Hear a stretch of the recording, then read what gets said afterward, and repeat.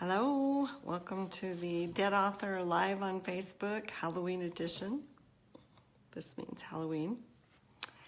Are you reading anything spooky today? Wearing a costume? Watching a spooky movie?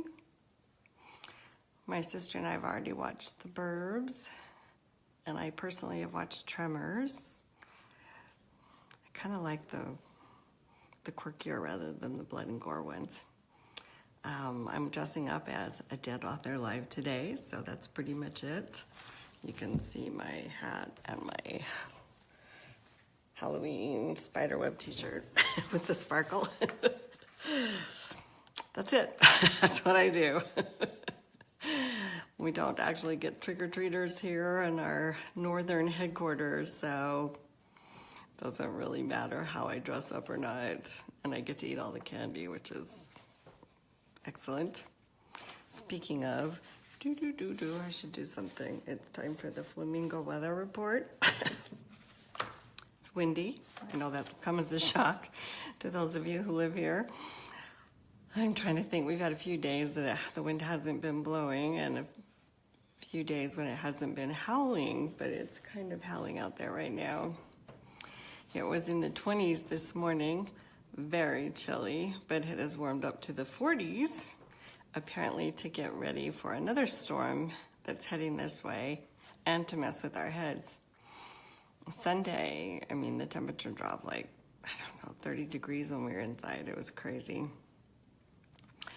While I don't like to taunt Mother Nature because she always wins, her weekend storm was kind of sad, even though the temperature was very cold. I think I saw maybe 3 snowflakes kind of drifting down. Now the mountains have snow way down on the elevation, so I can't say the snowflake was false advertising on the part of the weather forecasters, but I don't know. I think if you put a snowflake in there, you ought to deliver snow. None of this, couple of flakes. So the Flamingo Weather Report is, the weather is back up crazy and will continue to be until Mother Nature decrees otherwise. So that's October. It's going out with a howl and possibly some snow, and queuing up November, and time to be thankful for many things. One of the things I know I'm thankful for is all the support that we've received for our Pets in Space. Embrace the romance. Woohoo. Still doing weightlifting with this to try to be able to hold it and read from it rather than on my iPad, because it's heavy. But that means November means we only have 11 more days in our Hero Dogs donation period, which will conclude on Veterans Day. Thank you. Thank you to everyone who bought a copy of Embrace the Romance, Pets in Space 2. We thank you for the money that we've raised, and Hero Dogs thanks you, but we still have a way to go. We would like to hit our goal. We were trying to think what we could do as a special thank you to us for helping us out. And did you miss Pets in Space 1? If you did, I can help you with some of the stories. We only licensed the stories for 6 months, so we can't give you the stories that aren't available. But if you would like to have some of the stories, email me a copy of your Pets in Space, your Embrace the Romance Pets in Space 2 receipt, or send me a screenshot of your purchase, and I will send you a very special download link to get 2 free stories from Pets in Space 1. The first story is Veronica Scott's story, Star Cruise Stowaway. It's a wonderful entry in her Star Cruise series and full of romance, adventure, and action. Side note, Veronica released a new novel in her Egyptian series today, and you should grab it. And she also posted a video saying that she was releasing a new Star Cruise series soon, and I love this series, so yeah, go check it out. My story is The Real Dragon, and it is a quirky, hopefully funny story It's about a woman whose missing bearded dragon returns unexpectedly many years from when it went away. And it returns talking and typing, and with a warning that if she doesn't do something to solve a problem, the aliens are going to blow up Earth or Texas. The dragon's not quite sure which, but bad things will happen.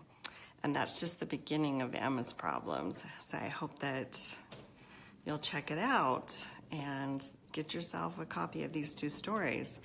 And as a side note, if you've already bought a copy of The Real Dragon, send me a receipt for it and Embrace the Romance Pets in Space 2, and I'll send you an alternate thank you story. And in a separate giveaway, S.E. Smith is also offering her Pets in Space 1 story, A Mate for Matrix, to readers who purchased Embrace the Romance. And when you email me, I'll send you details on how to get that from her, and also how to score even another story from Pets in Space 1. Count them up, that's 4 free stories from Pets in Space 1 as our thank you for buying Embrace the Romance Pets in Space 2. I'm starting to get tired of saying that over and over. So anyway, that is our thank you for supporting Embrace the Romance. And if you haven't bought it yet, you can definitely score these free stories. So email me. You can do it through my website, PaulineBJones.com. There's a little contact place up at the top. Or you can email me at paulinebjones.com with Pets in Space offer in the subject line, and your receipt or a screenshot of your purchase attached. And if you don't know how to do any of those things, my blog tomorrow will have instructions on how to do all of it. So never fear, help is on the way. Anyway, we'd just really like to offer that as a thank you. In other news, if you follow my blog, then you know that I'm a huge fan of Elizabeth Cadell, or Cadell is how her family says it. I only found that out recently.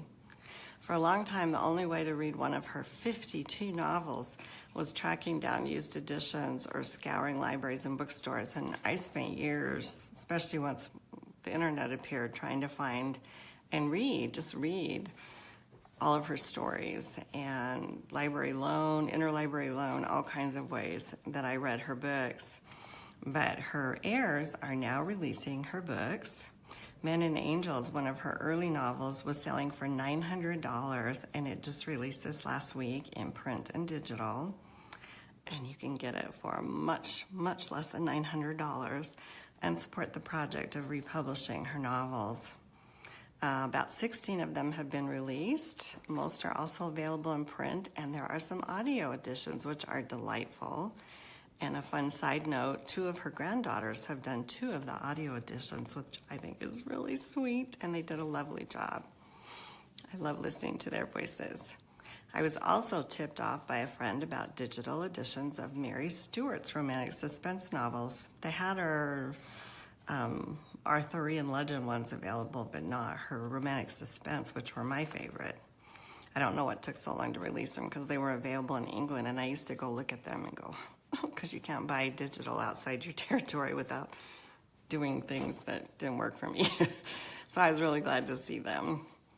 I credit both of these authors with helping me to become a writer. I learned important things about writing just from reading them, so I'm really excited to have their books in my traveling library, aka on my tablet. If I'm blue or sick or just need to escape the real world but don't have time to read something new, I pull out these books and kind of browse through them and try to figure out which one to read. See, I have this problem that if I start a book and I really like it, I can't stop reading until I'm done, which can be really bad for time management. If I don't know how it ends, I can't go to sleep, so I can only start a new book when I have time to read it straight through. I used to could stay up late reading, but now that I'm dead, it really messes me up to stay late, which frankly does not seem fair. I had been hoping I wouldn't need to sleep after I was dead. I mean, I think that expectation was reasonable, and I could get so much more reading done if I didn't have to sleep. Oh, and writing, yes. I could get more of that done too, which I should be doing right now. So I'm going to sign off this Halloween edition of Dead Author Live. I'm going to wish you treats today and fun scares, not scary scares, and great books to read and great movies to watch, and the wind at your back. No, really, you can have our wind. I will give it to you. I'll wrap it up and send it to you. Bye-bye, and have a great day.